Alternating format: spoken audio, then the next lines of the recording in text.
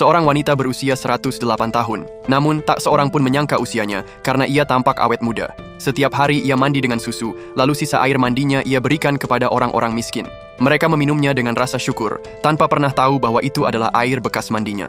Namun di balik penampilan anggunnya, tersembunyi kegelapan yang tak terbayangkan. Wanita itu secara diam-diam menculik gadis-gadis muda dan menguras kekuatan mereka. Tubuhnya kembali muda dan bugar, sementara para gadis itu berubah renta dalam hitungan detik. Segalanya bermula ketika wanita ini datang dengan menaiki kereta tua. Di sebuah kerajaan, sang raja melihatnya untuk pertama kali dan langsung terpikat. Tanpa pikir panjang, ia menjadikan wanita itu istrinya. Tapi malam pertama mereka menjadi malam terakhir bagi sang raja. Ia dibunuh oleh wanita itu yang kemudian membuka gerbang istana dan mengizinkan pasukannya masuk. Wanita itu lalu memproklamirkan dirinya sebagai ratu. Suatu hari, prajurit-prajuritnya membawa sebuah cermin berbingkai emas, cermin ajaib yang bisa berbicara.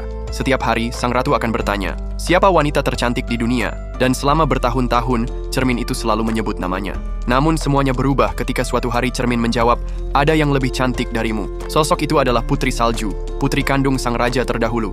Namun setelah kematian sang raja, sang ratu memenjarakannya di sebuah ruang gelap, dan di sanalah Putri Salju terkurung. Ketika sang ratu kembali bertanya kepada cermin, jawabannya masih sama.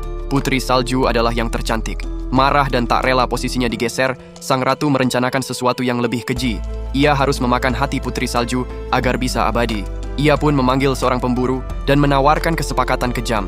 Jika sang pemburu berhasil membawa kembali Putri Salju, ia akan membangkitkan istri sang pemburu dari kematian. Sang pemburu pun menemukan Putri Salju. Namun saat saudara sang ratu tiba untuk menangkapnya, si pemburu justru melawan. Pertarungan pun tak terhindarkan. Setelah mengalahkan lawannya, sang pemburu membawa Putri Salju keluar dari hutan, menjauh dari ancaman. Namun, sang ratu belum menyerah.